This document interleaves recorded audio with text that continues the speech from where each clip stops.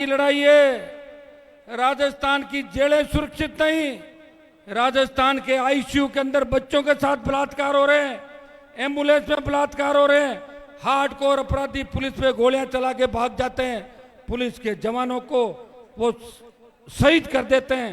भाइयों, प्रदेश के मुख्यमंत्री को आधी दर्जनवार जेल से धमकियां मिलती है और भजनलाल जी उन धमकियों को नहीं रोक पा रहे हैं। यहाँ न कोई नेता सुरक्षित है, न कोई जनता, न हमारी बेटियां सुरक्षित है, न हमारी बहनें सुरक्षित है। इस देश के अंदर राजस्थान 1 नंबर पे चला गया महिला अपराध, महिला उत्पीड़न के अंदर। इसके लिए कौन जिम्मेदार है? वसुंधरा और गहलोत। किसकी सरकार थी? गहलोत वसुंधरा की। पहले जातिवाद के नाम से वोट नहीं मांगे जाते थे। जब वसुंधरा आई, गहलोत आए, फिर वसुंधरा आई, फिर गहलोत आए, तो अलग अलग जातियों के नाम से वोट मांगे गए। कभी वसुंधरा ने कहा मैं जाट की बहू हूं, कभी कहा राजपूत की बेटी हूं, कभी कहा मैं मीणाओं की भांजी हूं, शेड्यूल कास्ट की भांजी हूं, मीणा की बुआ हूं, कहीं बावरी समाज की बहन बन गई, तो कहीं रेवारण बन गई, कहीं बंजारण, कहीं गुजर समाज। एक व्यक्ति इतने समाजों से कैसे संबंध रख सकता है? आप बताओ मुझे। नहीं है ना? फिर भी राजस्थान की जनता को ठगा, वोट लिए, और हमारे जैसे अगर नौजवान लड़ते नहीं तो वसुंधरा फिर सीएम हो जाती राजस्थान की। पता है आपको? लेकिन वसुंधरा को तो नहीं बनने दिया, लेकिन भजनलाल का अवतार हो गया। ये भी गलत हुआ राजस्थान के, अच्छा नहीं हुआ, क्योंकि उनको कुछ भी पता नहीं, उनको कुछ भी पता नहीं। उनसे तो 5वीं में पढ़ने वाला बच्चा भी होशियार है। और कई बच्चों को हम कह देते हैं तुम भजनलाल जैसे हो, तो कह रहा है कि मुझे कुछ भी कह दो लेकिन मेरी तुलना भजनलाल से मत करो। बच्चे भी नाराज हो जाते हैं। तो भाई, ऐसा मुख्यमंत्री इस राजस्थान को देखने को मिलेगा, मैंने तो कभी सपने में नहीं सोचा।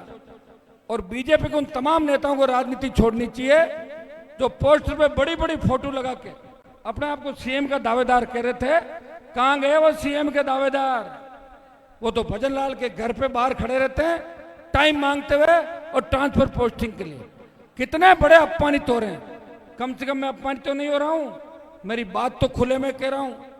और भाइयों, मैं जब लड़ा सबसे, तो जब लड़ेगा तो तकलीफ तो पड़ेगी, सरकार से लड़ेंगे।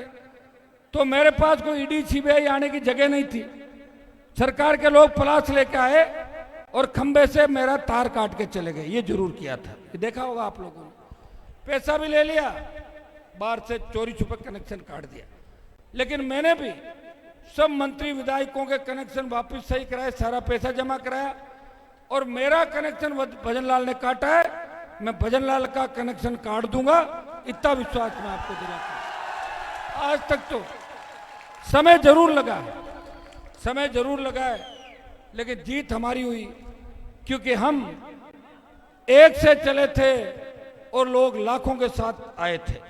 हमारा सिंबल तो आपने तैयार किया, बोतल का चुनाव चिन्ह। उस बोतल को नौजवान लेकर चल रहा था राजस्थान में। मैं देख रहा था कि बाड़मेर के रेतीले धोरों में किस तरह छोटे बच्चे बोतल की झंडी लेके घूम रहे थे, आरएलपी जिंदाबाद, आरएलपी जिंदाबाद। वो वीडियो वायरल होते। तो बाड़मेर से धौलपुर और गंगानगर से डूंगरपुर एक व्यक्ति जो ने पैसा इकट्ठा कर रहा है, न वो चंदा चपटा कर रहा है, न किसी तरह का काम कर रहा है इलीगल, और वो पार्टी बन के लड़ाई लड़ रहा है राजस्थान में उन माफियाओं के खिलाफ, उन बड़े मगरमच्छों के खिलाफ जिन्होंने 70 साल इस राजस्थान को लूटा। जो आपके सम्मान की लड़ाई लड़ रहा है। जब देश में बात चली, जब तीनों कृषि बिल आए, तब देश के अंदर बात चली थी कि इन कृषि बिलों के लिए पहला सांसद कौन शहादत देगा, मोदी की सत्ता को ठोकर कौन मारेगा। तब हरियाणा, यूपी और दिल्ली के किसान के बेटों ने शहादत दी थी। नागौर के सांसद ने किसान कौम के लिए मोदी की सत्ता को ठोकर मारी और आपके लिए सड़क पे बैठ गया। भाइयों, दुर्भाग्य से आप उस बात को समझ नहीं पाए। 23 में जो रिजल्ट आने चाहिए वो नहीं आए। जब सेना को ठेके पे दे दिया, एक व्यक्ति आपके लिए बोल रहा था अग्निवीर को समाप्त करो, और उसकी आवाज के अंदर इतना दम है कि 25% की जगह 50 और कुछ दिन में 75 और अग्निवीर को समाप्त करा दूंगा। यह मैं विश्वास आपको दिलाता हूं। पूर्व की भांति सेनापति रैलियां। हमारी पहलवान बेटियों के साथ जो घटना हुई, उसमें भी देश में अगर पहला सांसद कोई जाके बात करता है, नागौर का सांसद। इस राजस्थान के सम्मान की लड़ाई, राजस्थान की जितनी भी परियोजनाएं दिल्ली में जो अटकी हुई है, अगर उनकी कोई बात करता है, वीर तेजाजी महाराज राम साहब पीर के जयकारे के साथ तमाम वर्ग समाज का, चाहे मनोहर राजपुरोहित का मामला हो, कमलेश प्रजापति का मामला हो, चाहे लवली कंडारा का हो, चाहे दूसरे मामले हो, मैंने कभी जाति देख लड़ाई नहीं लड़ी। प्रत्येक व्यक्ति को, प्रत्येक समाज को न्याय दिलाने की बात करी। विश्नोई समाज, सिख समाज, कायमखानी समाज को भी दिल्ली में आरक्षण की पैरवी किसी सांसद ने की तो नागौर के सांसद ने इन तमाम भाइयों को दिल्ली की सरकार के अंदर आरक्षण की बात करी। भाइयों, दलितों पे बढ़ते अत्याचार के खिलाफ अगर मोर्चा खोला, किसी दलित को अगर घोड़ी से उतार दिया, उसे वापस बिठा के उसकी बारात अगर धूमधाम से निकलवाई, तो नागौर के सांसद ने बहुत से दलित भाइयों के लिए काम किए। वो सारी बातें मैं ऐसे ही नहीं कह रहा हूं, हर बात अब अच्छी तरीके से जानते। आज जो मुद्दा है वो हमारी आजादी, अभी भी हमें आजादी नहीं मिली कि थोड़ी दूर बैठे इस तरह के खेत खलियान और घरों के अंदर आता गंदा पानी, हमारे होद में रिश्ता हुआ गंदा पानी, ये शोर इंगित करता है कि अब हमारा लहू के अंदर उबाल आना चाहिए। तो लहू में उबाल आ गया आप लोगों के? तैयार हो? ऐसा नहीं हो मेरा भाषण खत्म और आप सरक जाओ, सरकना मत। आज लड़ाई आर पार की है। आज बिना कोई परमानेंट बात के, सरकार के बिना कोई आश्वासन या लिखित घोषणा के हम यहां से उठने वाले नहीं है। ये समय लग सकता है, ऐसा नहीं हो, तुम्हारी आदत है कि जैसे मैं भाषण देता हूं और बैठते आधे सरक जाते हो। अगर सरक गए तो बार बार दोबारा मैं यहाँ नहीं आऊंगा, मैं पहले बता दूं आपको। और दूसरे अब इसलिए नहीं आएंगे कि मैं आ गया, अब दूसरे नहीं आएंगे, भाग जाएंगे सारे। इसलिए भाइयों, पूरी ताकत के साथ बैठना है। सरकार से बात चल रही है हमारी, सरकार क्या करेगी क्या नहीं कर रही है, स्थायी क्या करेगी, स्थायी समाधान क्या करेगी, कितनी एसटीपी बनानी है, कितनी सीटीपी बनानी है, कितने दिन में बनाएगी, अस्थायी नाला कैसे निकालेगी, ये सारी बात सरकार को आज हमारे को बतानी पड़ेगी। अगर नहीं बताई तो भजनलाल सरकार की ईंट से ईंट बजा देंगे और फिर जोधपुर कमिश्नरेट के बाहर ही रात्रि जागरण करेंगे यहाँ से चल के। यहाँ बैठे बैठे खेत के अंदर हम नहीं देखते हैं। मुझे याद है जब 14 तारीख को आप आंदोलन कर रहे थे, आप बहुत से लोग नागौर में समय मांगने आए मेरे से। मैंने कहा आपका मन हो गया तो जाओ, मैं आऊंगा। लेकिन 14 तारीख को सुबह 5 बजे पुलिस ने जो ओछी हरकत की, थान सिंह और इसके साथियों को गिरफ्तार कर लिया। लेकिन भाइयों, मैंने डीजीपी को कहा कि बच्चों को छोड़ दो, मैं तो आऊंगा ही 14 को, आप रोक नहीं पाओगे। उन्होंने कहा कोई बीच का रास्ता निकालो। रिहाई हुई, आपको सेठ सम्मान लेके आए और आप सबकी इच्छा थी कि इस कार्यक्रम की तारीख बदल के 17 रखी जाए। 17 तारीख को हम आए, 14 को मैं सालवा के अंदर था। 2 कार्यक्रम वहां गया। मैंने कहा कि सरकार का दिमाग खराब नहीं हो, ये नहीं सोच लेगा हनुमान जी डर गए, एक तो करूं मैं प्रोग्राम। और आपके चूंकि गिरफ्तारियां होके मामला बढ़ गया था और आप सबकी इच्छा थी कि एक बार सेठ सम्मान आपको यहाँ लाए। सब लोग कह रहे थे कि 17 को 2 दिन का समय मिल जाएगा, तैयारी अच्छी करेंगे। लेकिन 17 को जो आपने बताया वो ऐतिहासिक रिकॉर्ड आज 17 को तैयारी के बाद मिला। 14 को इतनी भीड़ नहीं होती, मुझे पता 2 दिन कार्यक्रम करने के अंदर लग जाते। और मैं आपको बधाई देता हूं थान सिंह को विशेष रूप से, आरएलपी की टीम को, कि इन्होंने लंबे समय से 1 साल से आंदोलन कर रहे हैं। मैंने भी जोजरी का मामला लोकसभा के अंदर उठाया एक बार, और भी उठाऊंगा, मेरी तो ड्यूटी है। मेरे को तो जिस इलाके में बोर्ड नहीं थे वो भी बोलता हूँ, ये तो मेरा इलाका आरएलपी का गढ़ है, बाड़मेर का इलाका। तो निश्चित रूप से मैं आपको विश्वास दिलाता हूँ कि फैक्ट्रियों का जो औद्योगिक इकाइयों का दूषित पानी से होते हुए खराबे का आकलन कर विशेष पैकेज जो आपकी मांग है पूरा कराएंगे। राजस्थान उच्च न्यायालय ने बोला कि गंदा पानी जोजरी नदी में नहीं डालें। उच्च न्यायालय का आदेश की धज्जियां उठ गई, कंटेम्प्ट बनता है, वो भी हम प्रयास करेंगे। अभी हमारा प्रयास ही रहेगा। मैं भाषण सुन रहा था गजेंद्र सिंह जी के, जोगाराम पटेल के, वो कह रहे थे या नाव चला देंगे, जहाज चला देंगे, ऐसे भाषण आ रहे थे उनको। अरे कब चला दोगे? 14 से तो आप हो गजेंद्र सिंह जी, जोगाराम भी 2-3 बार मंत्री बन गया। बता दो भाई, 100 साल बाद, 200 साल बाद, 3 बता तो दो एक कोई, ताकि उस हिसाब से लोग सोचे। यहाँ बड़ी बड़ी बातें करेंगे, भाषण देंगे, आपसे वोट ले लेंगे, खुद के घर का विकास जरूर करेंगे, आपका विकास कोई नहीं करेगा। उनको पता है कि वोट आप अपने आप दे दोगे, धर्म के नाम पे, जाति के नाम पे और दूसरे दम पे। तो भाइयों, जब तक खुद के अधिकार के लड़ना नहीं, ये अधिकार भी बाबा साहब ने दिया आपको। उसमें बात चली थी जब देश आजाद हुआ, बात चली वोट कौन देगा। तो बहुत से लोगों ने कहा कि पढ़े लिखे लोग वोट देंगे, ये जो उद्यमी है पैसे वाले वो वोट देंगे, या उस समय जो अंग्रेजों के नजदीक लोग थे या कोई राजघराने थे वही वोट का अधिकार रखेंगे, या उनके द्वारा नॉमिनी रखेंगे। तब बाबा साहब ने कहा कि लंबी गुलामी के बाद देश आजाद हुआ है, प्रत्येक अनपढ़ व्यक्ति को वोट का अधिकार होना चाहिए। इसलिए आपकी इज्जत हो गई सबकी।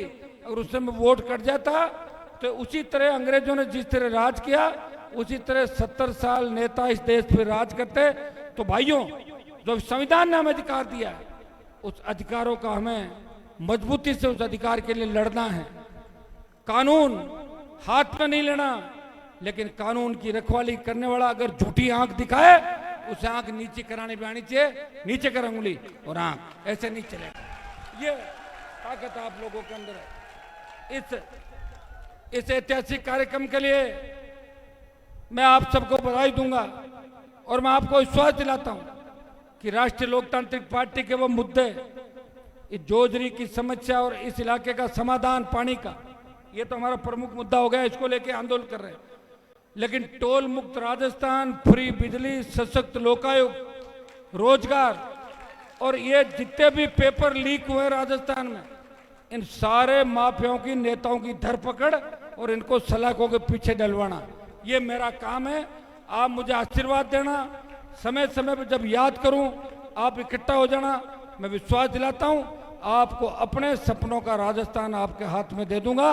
किसी बहन बेटी अबला की कोई चीख पुकार राजस्थान में नहीं होगी। कोई हमारा बच्चा बेरोजगार से तंग आकर आत्महत्या नहीं करेगा।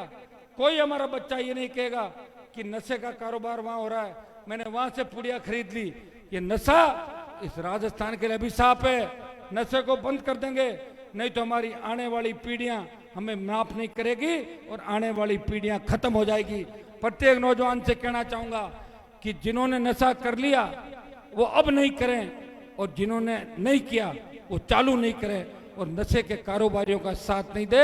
ये संदेश मैं मेरे छोटे भाइयों को देना चाहता हूं। हमारे लोग, किसान के बच्चे भोले होते, शॉर्टकट ढूंढते कि रातों रात करोड़पति कैसे बने। एक ट्रक लेके आ जाओ, एक पिकअप भर के ले आओ, डोडा पोस्ट, इस तरह आजकल नए नए सिंथेटिक नशे आ गए। एमडी आपका, इसमें एक चरस किस तरह बर्बाद हो, जो पकड़ा जाता है उसकी बहन, पत्नी, बच्चे जेल के चक्कर लगाते। राखी पे फोटो देखी होगी, कितने राखी बांधने जेलों के अंदर बच्चियां गई थी। भाइयों, हम बोले हैं नशे का कारोबार करके 2% लोग बड़े हो सकते हैं, लेकिन 98% लोग बर्बाद होते हैं। इस चीज का ध्यान आपको रखना है।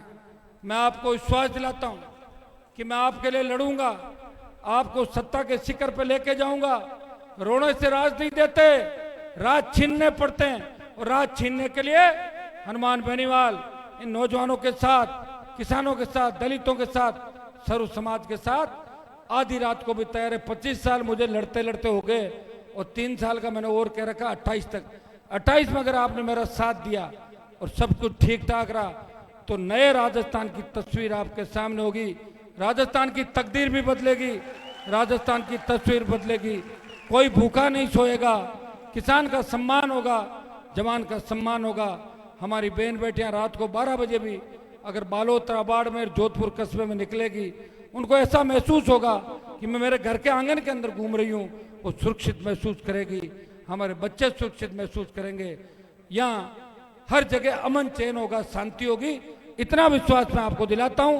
आप सबको, आरएलपी की टीम को, थान सिंह को, सबको, बाड़मेर बालोतरा की पूरी टीम को बधाई कि ऐतिहासिक कार्यक्रम आपने कराया। अब आप लोग उठोगे नहीं, हिलोगे नहीं। हम लोग बातचीत कर रहे, अगर हमारी मन माफिक बात हुई ठीक है, नहीं तो फिर जोधपुर की ओर 1 घंटे के अंदर अंदर हम कूच करेंगे।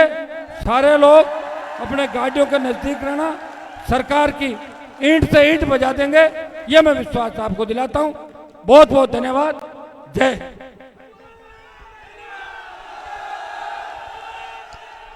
हनुमान जी आप संघर्ष करो, बेनीवाल जी आप न्याय दिलाओ, बेनीवाल जी आप न्याय दिलाओ। सभी उठना मत भाई, अपनी जगह से कोई नहीं उठेगा। इस मामा जी के पवित्र प्रांगण में हम न्याय लेने के लिए आए हैं, तो हमारा नैतिक दायित्व बनता है इधर उधर नहीं जाए। जोधपुर की ओर चलना पड़ सकता है, नेताजी का आदेश होगा तो और भी कोई नया रास्ता देखना पड़ सकता है, लेकिन न्याय न्याय न्याय न्याय इंकलाब इंकलाब।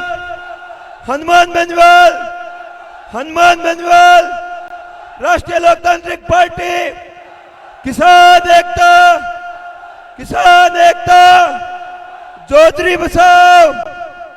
जाओ बैठ जाओ, 2 मिनट बात करते हैं। अभी हमारे बीच में कल्याणपुर के राव साहब नटवर सिंह जी हमारे बीच में पधारे हैं, तो आप सभी विराजे। हम सबको राव साहब 2 शब्द कहेंगे। जी सर।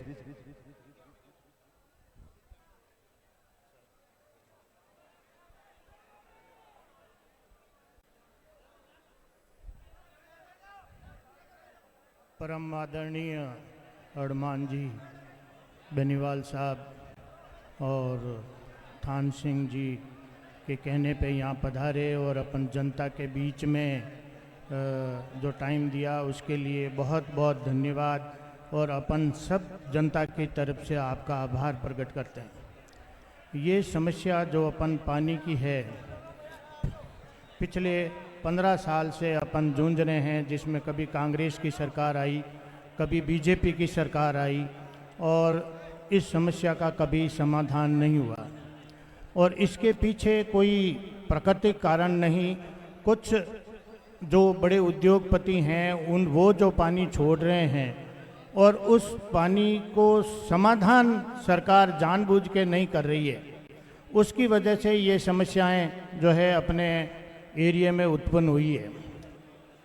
दोनों ही पार्टियों के सारे बड़े जो नेता थे, जल शक्ति मंत्री भी संयोग से जोधपुर के ही थे, और जोधपुर से ये पानी का जो गंदा पानी चालू होता है वो जोधपुर से ही होता है, लेकिन वो अपने 5 साल के कार्यक्रम में इस गंदे पानी का समाधान नहीं कर पाए। अभी जब से ये थान सिंह जी साहब ने ये आंदोलन चालू किया है, जनता को एक थोड़ी उम्मीद बंधी है कि हो सकता है कि कोई न कोई इसका समाधान निकले। अभी जो जैसा कि एमपी साहब ने फरमाया, हनुमान जी ने, कि अपन आंदोलन ही कर सकते हैं, और आंदोलन के साथ में जो भी जनता का सहयोग रहेगा तो सरकार को आखिर में झुक कर इन गंदे पानी की समस्या से अपन को निजात दिलानी पड़ेगी।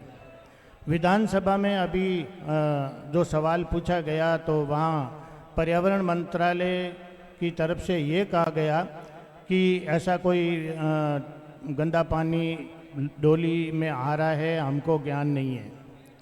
और इस पानी की जो दूषितता का मैं आपको बता दूं कि अभी जो जांच करवाई उसमें कोडियम और लेड जैसे खतरनाक पानी के अवयव इसमें मिले हुए हैं, और गवर्नमेंट इस रिपोर्ट्स में बता भी नहीं रही है, जो पूरा कैंसर कारक है। अभी ये सारी चीज़ें तब हो रही है। अब मेन चीज़ यही है कि किस तरह से इस समस्या का समाधान निकले। जैसे कि साहब ने फरमाया, एमपी साहब ने, कि एसटीपीटी, सीपीटी ये बालोतरा में भी लगे हुए हैं और पाली में भी लगे हुए हैं, लेकिन उन पे जो खर्चा आता है वो खर्चा साहब सरकार वहन नहीं करती, और वो वैसे ही बिना ट्रीट किए पानी छोड़ रहे हैं। इसीलिए बालोतरा में एसटीपीटी का प्लांट होते हुए भी आगे 100 किलोमीटर तक सारी ज़मीनें बंजर हो गई और पानी खारे हो गए। पाली की भी यही समस्या है। पाली में 200 करोड़ का एसटीपीटी प्लांट लगा हुआ है, लेकिन बिना उसको ट्रीट किए छोड़ते हैं, इसलिए वो सारे किसानों की ज़मीनें बंजर हो गई है। इसलिए एसटीपीटी कोई समस्या का समाधान नहीं है। मैं आपको बताऊं कि मैं पिछले 15 साल से सरकार के खिलाफ लड़ रहा हूं, जिसमें एनजीटी, लोकायुक्त, सब जगह मैंने सरकार के खिलाफ, कलेक्टर साहब के खिलाफ, जो भी मतलब सिस्टम है उसके खिलाफ मैं गया हूं। और मुझे लोकायुक्त महोदय ने मतलब इतना आश्वस्त किया था कि बिल्कुल ये सारी चीज़ें सही है, उसके बावजूद उन्होंने जो फैसले करते टाइम में किसानों को ध्यान नहीं रखा। उन्होंने वही जो इंडस्ट्रियलिस्ट हैं उन्हीं का ध्यान रखा। एनजीटी ने एक ऐसा फैसला दिया था जो शायद भारत में पहला उदाहरण था कि अपना एक बिटूजा में जो सबसे मीठा पानी पोर्टेबल वाटर है, तो उनके लिए उन्होंने कहा कि ये नदी के अंदर जो है आप गंदा पानी मत छोड़ो और उसमें पॉलीथीन लगा के उस पानी का प्रयोग करो। लेकिन एग्जीक्यूटिव ऑफिसर्स खुद इतने मतलब आज की तारीख में अपन कुछ भी कह सकते हैं कमज़ोर हो गए हैं नेताओं के आगे, कि वो नहीं तो न्यायपालिका की बात सुन सकते हैं, नहीं न्यायपालिका की बात रख सकते हैं। वो वही करते हैं जो किसी भी अपने